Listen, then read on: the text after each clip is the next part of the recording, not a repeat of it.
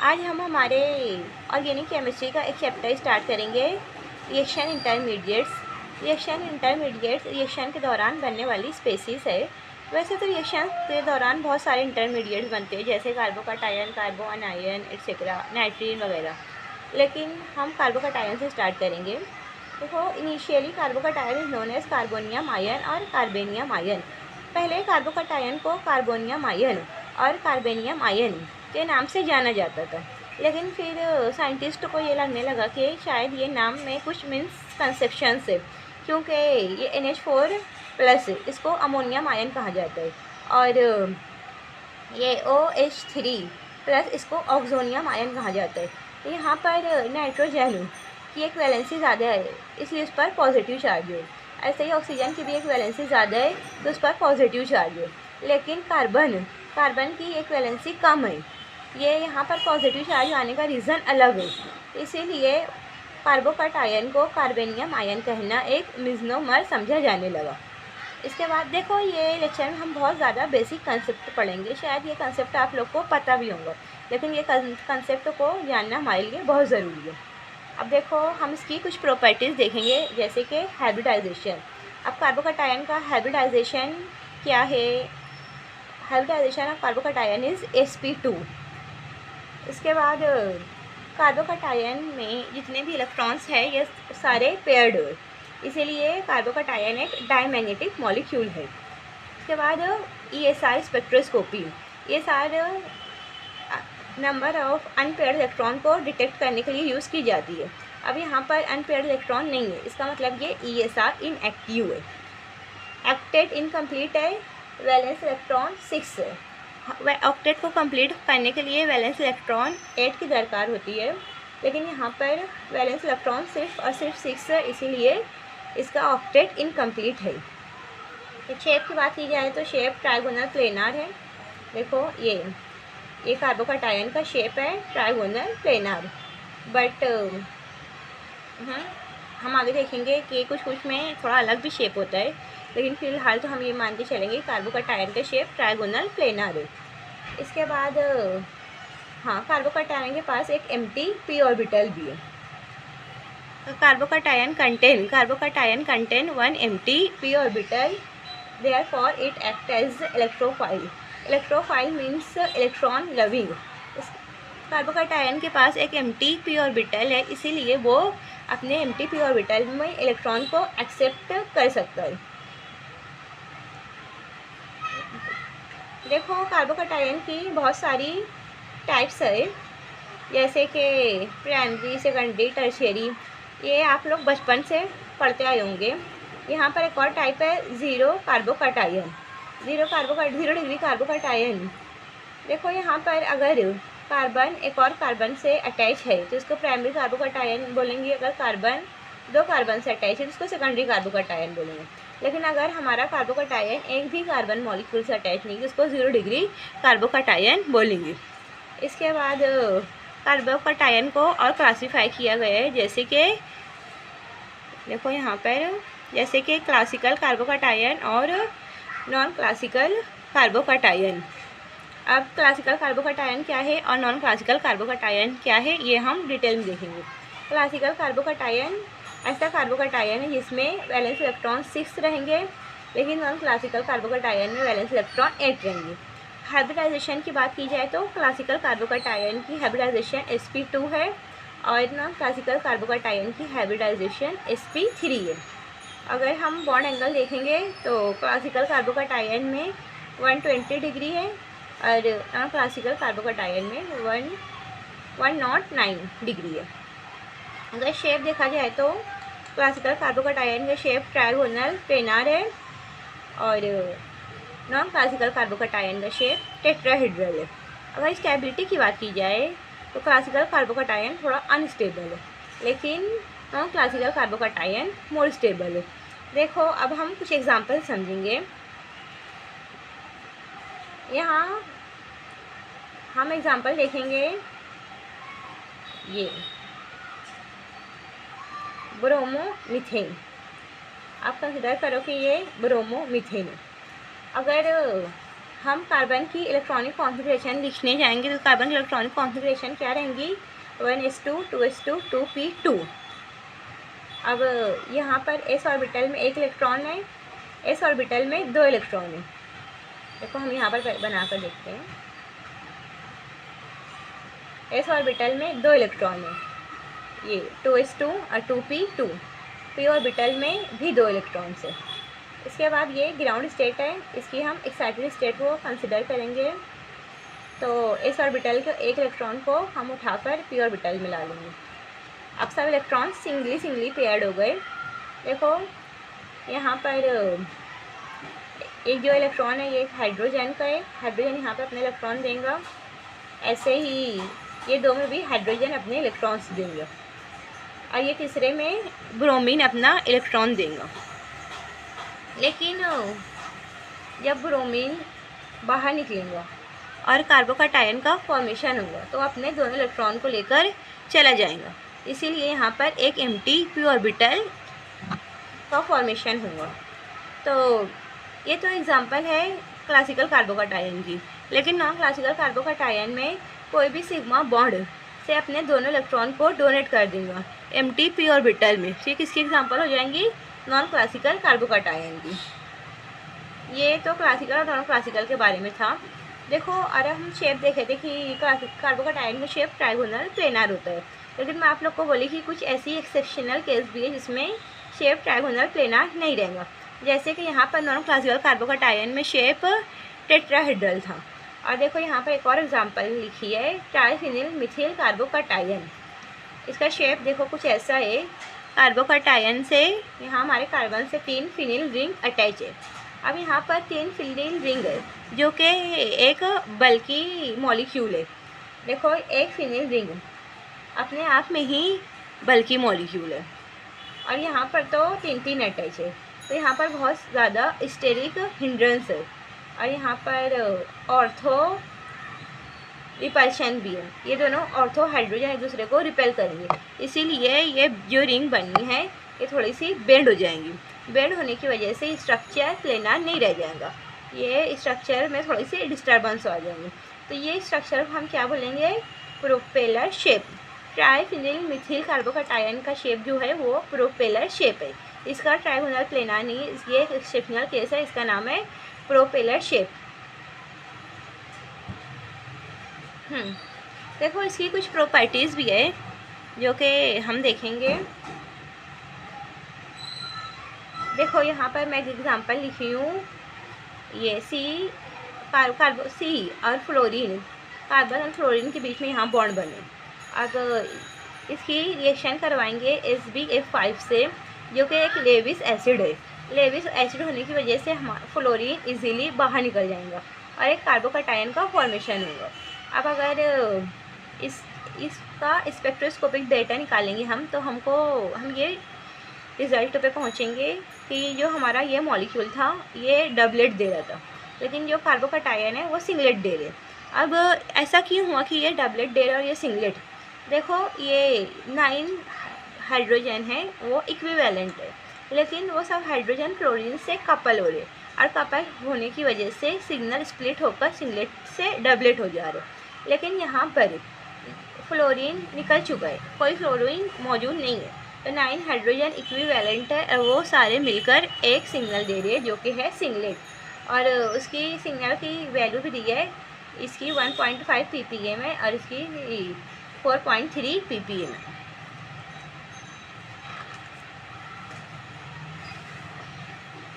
देखो इसकी कुछ और प्रॉपर्टीज़ भी दी है, बताती हूँ आप लोग को। देखो ये जो हमारा कार्बोकैटायन है CPH3, ये कलर्ड है, लेकिन अगर ये इसकी बात हो रही है, ये वाले कार्बोकैटायन की, ये कार्बोकैटायन की एक प्रॉपर्टी है कि ये कार्बोकैटायन कलर्ड है। इसके बाद हम स्टेबिलिटी की बात करेंगे, स्टेबिलिटी ऑफ कार्बोकैटायन। स्टेबिलिटी हम कैसे देखेंगे, जो एरोमेटिक कार्बोकैटायन रहेगा वो सबसे ज़्यादा स्टेबल रहेगा। उसके बाद जिसमें मेसोमेरिक इफेक्ट प्रेजेंट है उसकी स्टेबिलिटी देखेंगे हम। उसके बाद हाइपर कॉन्जुगेशन, फिर उसके बाद inductive effect plus I effect तो यहाँ कंसीडर करेंगे। इंडक्टिव इफेक्ट की दो टाइप रहती है, प्लस आई और माइनस आई, लेकिन कार्बोकैटायन प्लस आई इफेक्ट से स्टेबल होता है, क्योंकि वो कार्बोकैटायन एक इलेक्ट्रॉन डिफिशिएंट स्पेसीज है, तो उसको इलेक्ट्रॉन की ज़रूरत होती है, और हम प्लस आई से उसको इलेक्ट्रॉन प्रोवाइड करेंगे, इसीलिए प्लस कार्बोकैटायन स्टेबल हो जाएगा। उसके बाद सबसे लास्ट सबसे कम स्टेबल जो कार्बोकैटायन है वो जो है anti aromatic carbocation. Anti aromatic carbocation least stable molecule है। उसके बाद अगर ऑर्डर ऑफ डिस्टेबिलिटी देखा जाए तो एंटी एरोमेटिक ये सबसे कम स्टेबल है। उसके बाद माइनस मेसोमेरिक इफेक्ट ये इसके बाद आएगा डिस्टेबिलिटी के ऑर्डर में। उसके बाद माइनस आई इफेक्ट, फिर एरोमेटिक सबसे आखिरी में आएगा। ये किसका ऑर्डर है? ऑर्डर ऑफ डिस्टेबिलिटी का। हम पहले देखे थे ऑर्डर ऑफ स्टेबिलिटी, इसके बाद हमारा पहला जो था वो था ऑर्डर ऑफ स्टेबिलिटी, और ये जो है ये ऑर्डर ऑफ डिस्टेबिलिटी है। देखो अरे ये यहाँ पर कुछ ऐसे कार्बोकैटायन हैं जो सीरीज से फॉर्म ही नहीं होते, तो रिएक्शन करते वक्त हम थोड़े कन्फ्यूज़न में आ जाते हैं कि कहाँ पर कार्बोकैटायन बनेगा, कैसे बनेगा।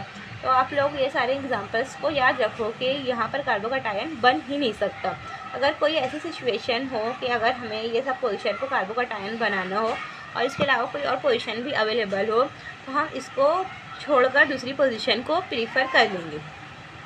देखो ये यहाँ पर ये एक sp कार्बन है, sp कार्बन पर कार्बोकैटायन नहीं बनेगा। वैसे ही ये एक sp2 कार्बन है, sp2 कार्बन पर भी कार्बोकैटायन बहुत ज़्यादा अनस्टेबल है। इसके बाद बेंजीन रिंग, यहाँ पर भी कार्बोकैटायन का फॉर्मेशन नहीं होगा। तो आप लोग इतनी सारी एग्जांपल याद रख लो ताकि रिएक्शन करते वक्त हमें आसानी हो जाए। इसके बाद देखो नेक्स्ट टॉपिक है हाइड्राइड आयन एफिनिटी। अब ये हाइड्राइड आयन एफिनिटी क्या है? ये हाइड्राइड आयन एफिनिटी से हम हमारे कार्बोकैटायन की स्टेबिलिटी को मालूम करेंगे कि हमारा कार्बोकैटायन कितना स्टेबल है और कितना अनस्टेबल है। देखो यहाँ पर मैं एक सेंटेंस लिखी हूँ, higher the stability of hydride ion affinity lesser is the stability of carbocation. इसका मतलब क्या है कि हमारी जो कार्बोकैटायन की स्टेबिलिटी है वो इन्वर्सली प्रोपोर्शनल है हाइड्राइड आयन एफिनिटी की। अगर हमारे हाइड्राइड आयन एफिनिटी की वैल्यू ज़्यादा रहेंगी तो इसका मतलब क्या है कि हमारे कार्बोकैटायन की स्टेबिलिटी कम है। Hydride ion affinity means the ability of carbocation react with hydrogen. अगर जितनी जल्दी hydride means H minus, carbocation जितनी जल्दी H माइनस से रिएक्ट कर जाएगा, इसका मतलब क्या है कि वो इतना कम स्टेबल है। उसके बाद देखो यहाँ पर कुछ वैल्यू दी है।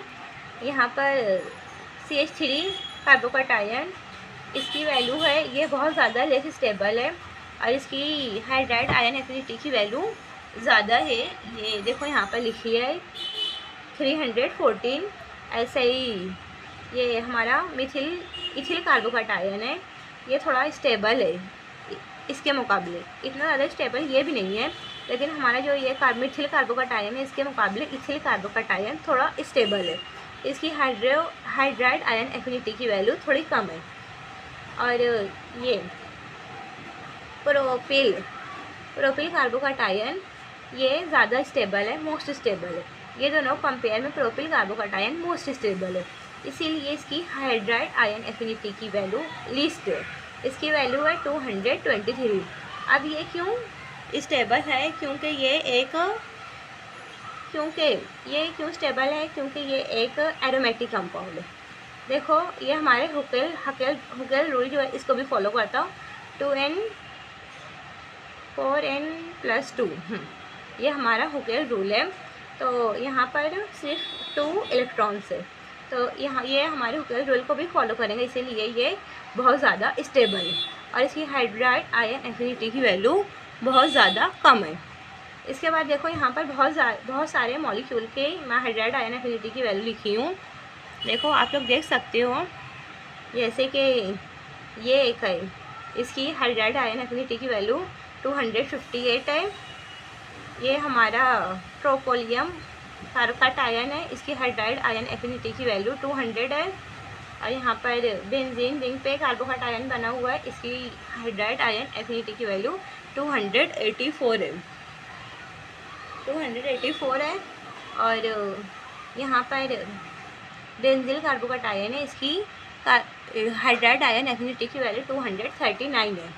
देखो अगर यहाँ पर हम एक और कार्बन लगा देंगे तो इसकी ये थोड़ा स्टेबल हो गया।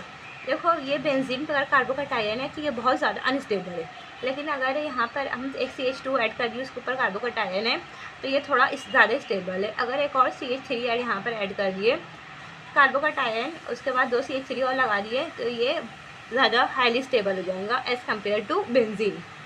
उसके बाद देखो ये हमारा टर्शियरी कार्बोकैटायन है, इसकी हाइड्राइड आयन एफिनिटी की वैल्यू है 237 और यहाँ ये सेकेंडरी कार्बोकैटायन है, इसकी हाइड्राइड आयन एफिनिटी की वैल्यू है 252। इससे हम क्या पता लगा सकते हैं कि हमारा टर्शियरी कार्बोकैटायन मोर स्टेबल है as compare to secondary carbocation hydride ion affinity की वैल्यू के हिसाब से। उसके बाद देखो कुछ और एग्जांपल है। देखो आप लोग ये याद रखेंगे कि अगर हमें कार्बोकैटायन ब्रीजिंग पोजीशन पे बनाना हो, मीन्स अगर हमारा रिएक्टेंट कुछ इस तरह का हो, OTS एक बहुत अच्छा लिविंग ग्रुप है और हमें इसको बाहर निकाल कर यहाँ पर कार्बोकैटायन बनाना हो, तो यहाँ पर कार्बोकैटायन हम नहीं बनाएंगे क्योंकि ब्रीजिंग पोजीशन पर कार्बोकैटायन बहुत ज़्यादा अनस्टेबल है। ये ब्रेड्स रूल है। According to Bredt's rule carbocation are not formed on bridging position. उसके बाद देखो ये कुछ और एग्जांपल्स है ऑर्डर ऑफ स्टेबिलिटी की। ऑर्डर ऑफ स्टेबिलिटी में देखो यहाँ पर 3 प्रोपिल रिंग है, यहाँ पे 2 है, यहाँ पर 1 है, लेकिन ये बहुत ज़्यादा स्टेबल है एज़ कम्पेयर टू इसके और इसके। अब ऐसा क्यों? तो इसका रीज़न हम देखेंगे। देखो ये प्रोपिल रिंग यहाँ पर बहुत ज़्यादा स्ट्रेन है। स्ट्रेन होने की वजह से हमारे जो ऑर्बिटल्स हैं ये ऐसे बाहर की तरफ निकले हुए हैं। तो हम ये बोल सकते हैं कि जो हमारी इलेक्ट्रॉन डेंसिटी जो है वो बहुत ज़्यादा डिस्पर्स्ड। देखो मैं यहाँ पर आप लोग के लिए सेंटेंस लिखी हूँ, orbitals of cyclopropane of bend shape due to the strain. जो साइक्लोप्रोपिल रिंग के ऑर्बिटल्स है वो बेंड शेप्ड है। साइक्लोप्रोपिल रिंग के ऑर्बिटल का जो शेप है वो बेंट है, इसीलिए electron density dispersed. Electron density dispersed होने की वजह से ये अपने इलेक्ट्रॉन्स को, अपने ऑर्बिटल के इलेक्ट्रॉन को इजीली कार्बन के एम्प्टी पी ऑर्बिटल में ट्रांसफ़र कर सकते हैं, जिसकी वजह से हमारा कार्बोकैटायन थोड़ा स्टेबल हो जाएगा। तो अगर number of propyl ring increase होंगी तो डोनेशन ऑफ इलेक्ट्रॉन भी इंक्रीज़ होगा। इसीलिए हमारे देखो ये जो ऑर्डर है स्टेबिलिटी का, अगर नंबर ऑफ प्रोपिल रिंग बढ़ेंगी तो क्या होगा? Donation of electron in P orbital of carbocation increases if propyl ring increases. तो here 3 propyl ring hence it is more stable और here 2 propyl ring hence it is less stable than this और it is this molecule is least stable। देखो ये को इसकी 2 type है ये conformation की। हम देखते हैं कौन कौन सी 2 टाइप है। देखो ये 2 टाइप ना आप लोग के लिए बहुत ज़्यादा इम्पॉर्टेंट है, ये बहुत ज़्यादा बेसिक है लेकिन इम्पॉर्टेंट है। ये CSIR नेट और गेट में आने के चांसेस है और गेट में तो पूछा भी जा चुका है, इसीलिए आप लोग इस पर ज़्यादा फोकस करेंगे। एक है बाइसेक्ट कन्फॉर्मेशन और एक है परपेंडिकुलर कन्फॉर्मेशन। अब बाइसेक्ट कन्फॉर्मेशन क्या है? देखो मैं यहाँ पर बना कर रखी हूँ। देखो ये हमारा कार्बोकैटायन है और इसके बाद यहाँ पर प्रोपिल रिंग अटैच है, लेकिन ये हमारा जो हाइड्रोजन मॉलिक्यूल है वो अबव द प्लेन है। ये क्या है? Bisect conformation. यहाँ पर डोनेशन ऑफ इलेक्ट्रॉन इजी हो जाएगा। बाइसेक्ट कन्फॉर्मेशन में डोनेशन ऑफ इलेक्ट्रॉन बहुत ज़्यादा इजी होता है, इसीलिए जो हमारा कार्बोकैटायन है वो बहुत ज़्यादा हाईली स्टेबल है। ये हमारी परपेंडिकुलर कन्फॉर्मेशन। परपेंडिकुलर कन्फॉर्मेशन कैसे रहेंगी? देखो ये हमारा कार्बोकैटायन है, ये देखो ऐसे बनाएंगे इसको। ये जो है ये परपेंडिकुलर कन्फॉर्मेशन है। यहाँ पर डोनेशन ऑफ इलेक्ट्रॉन बहुत ज़्यादा डिफ़िकल्ट हो जाता है और डोनेशन ऑफ इलेक्ट्रॉन डिफ़िकल्ट होने की वजह से हमारे कार्बोकैटायन की स्टेबिलिटी भी कम हो जाती है। ये जो परपेंडिकुलर कन्फॉर्मेशन है, इसकी वजह से हमारा कार्बोकैटायन स्टेबल नहीं हो पाता। अब आप लोग ये सोच रहे होंगे कि ये जो रिंग है यहाँ पर सिग्मा बॉन्ड है, तो ये सिग्मा बॉन्ड को रोटेट कर कर हम इसको बाइसेक्ट कन्फॉर्मेशन में ला सकते हैं, लेकिन नहीं, ऐसा नहीं है, क्योंकि यहाँ पर एनर्जी बैरियर है। देखो, here rotation is not possible, rotation barrier, यहाँ पर रोटेशन बैरियर प्रेजेंट है, उसकी वैल्यू है 13.7 किलो कैलोरी पर मोल, जिसकी वजह से रोटेशन पॉसिबल नहीं है। देखो, मेन इसका एप्लीकेशन, ये तो हम कन्फर्मेशन देंगे, लेकिन मेन इसका जो है एप्लीकेशन पार्ट है, जहाँ से आप लोगों को क्वेश्चन देखने को मिलेगा। अब एप्लीकेशन पार्ट में क्या है वो हम देखेंगे। देखो, पहले सॉल्वोलिसिस रेट, यहाँ पर दो मॉलिक्यूल में ली हूँ, ये एडमिंटन है, ए और बी। इसके पहले मॉलिक्यूल में हम यहाँ पर साइक्लोप्रोपिल रिंग अटैच किए, दूसरे मॉलिक्यूल में हम 2 CH3 अटैच किए। अब यहाँ के हाइड्रोजन के रिमूव करके हमने कार्बोकैटायन बनाया है, और ऐसे ही यहाँ पर भी हाइड्रोजन निकाल के हम यहाँ पर कार्बोकैटायन प्रोड्यूस किए। अब ये देखना है कि ज़्यादा रिएक्शन, फास्ट रिएक्शन कौन देगा। देखो, ये वाला कार्बोकैटायन ये अनस्टेबल है, क्योंकि ये साइक्लोप्रोपिल रिंग है ना, ये परपेंडिकुलर कन्फॉर्मेशन है, इसीलिए ये बहुत ज़्यादा अनस्टेबल है, ये बनेगा ही नहीं। हमारे रेट ऑफ रिएक्शन जो है वो स्लो हो जाएंगे एज़ कम्पेयर टू दिस।